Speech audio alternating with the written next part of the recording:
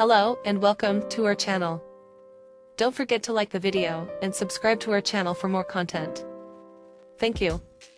Now, let's get into our video.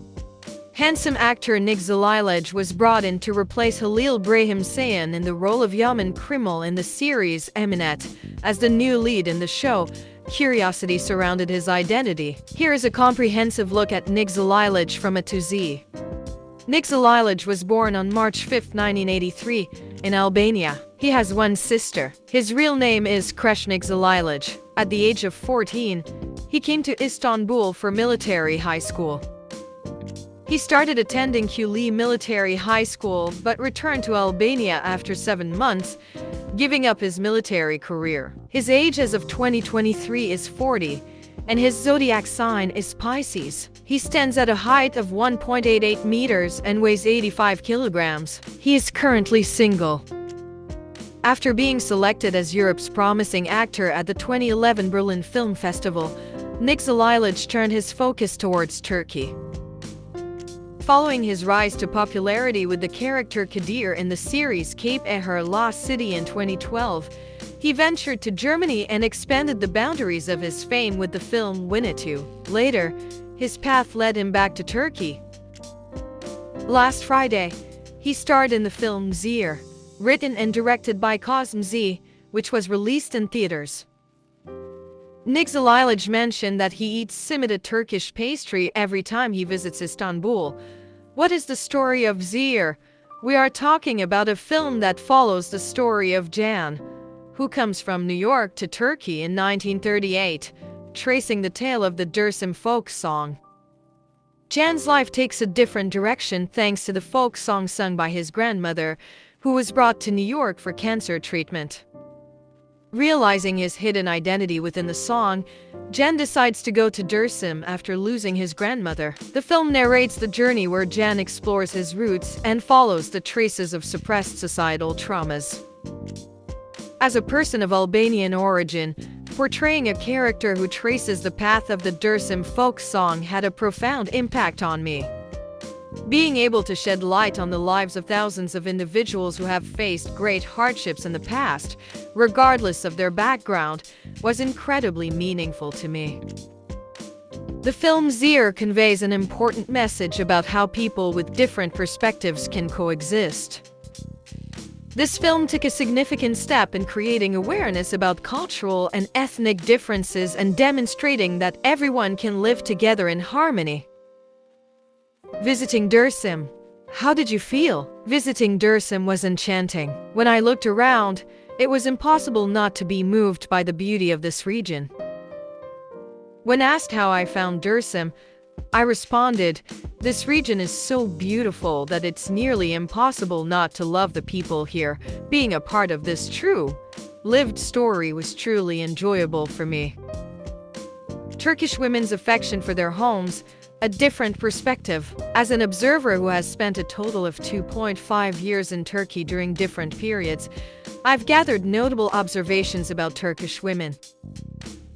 Each Turkish woman possesses a unique beauty and allure. Drawing from the experiences I've gained during this time, I can confidently say that Turkish women are both diligent and deeply devoted to their families, homes, and husbands.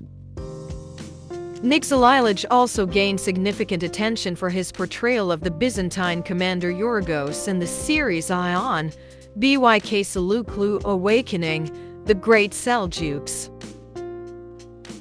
Appearing on the TRT1 channel with the series Ion, Byk Selçuklu, Nik Xhelilaj shares his feelings about this experience. He expresses that this opportunity has filled him with incredible excitement.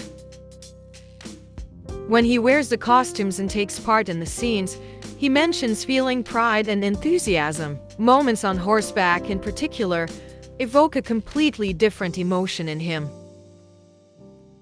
Xhelilaj enthusiastically talks about going to the set with great joy, highlighting the harmony he feels from having worked with this team before. Additionally, he enjoys portraying a Byzantine character. Positive feedback and comments from viewers make him happy. With a playful nod to a humorous comment, he shares how he laughed at a comment that said, "Brother, leave Byzantium and join our Seljuks, he emphasizes that such comments motivate him. Portraying the Byzantine commander Yorgos, role preparation and interest in history. When asked about how you prepared for the role of the Byzantine commander Yorgos, you mentioned, Yorgos, the backbone of Byzantium and even of Koval Castle, could be described as the best and most ruthless warrior. Since action scenes are intense and our aim is to portray this realistically and powerfully, I worked extensively with the action team on Yorgos's Byzantine-style combat. I derived immense pleasure from every moment of this process. In addition to the action scenes, these rehearsals continue before shooting.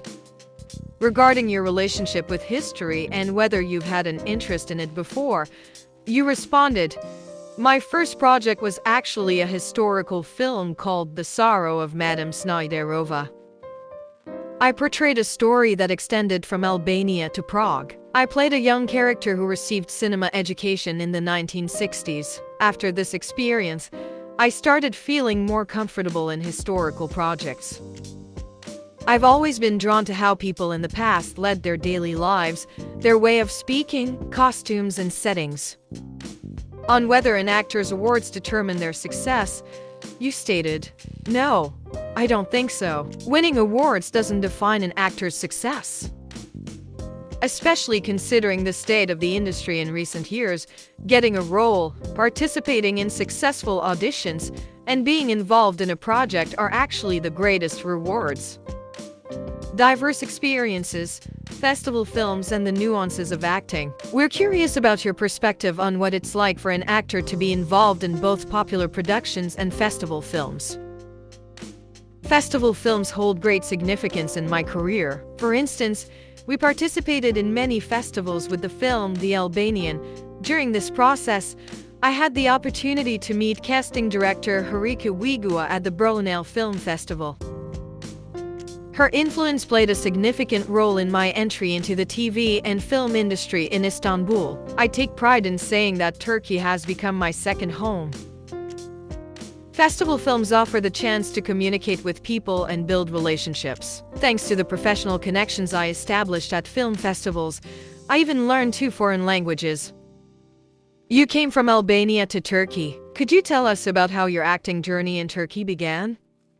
Around a year after meeting Harika Wigua at Berlinale, I received an offer to act in the film Yol 3 Pads. After this film experience, when we returned to Istanbul, my manager and I went to Tomris Giritliolu's office.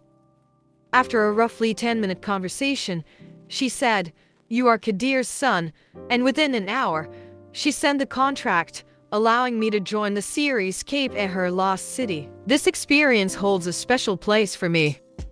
What do you do in your free time? I really enjoy traveling in my free time. I had this passion since childhood. I would sometimes feel trapped at home and sneak away to my uncle's without notice. Being alone has always brought me happiness. Although the current period might seem challenging, I am particularly pleased to have come from Berlin to Istanbul for this profession.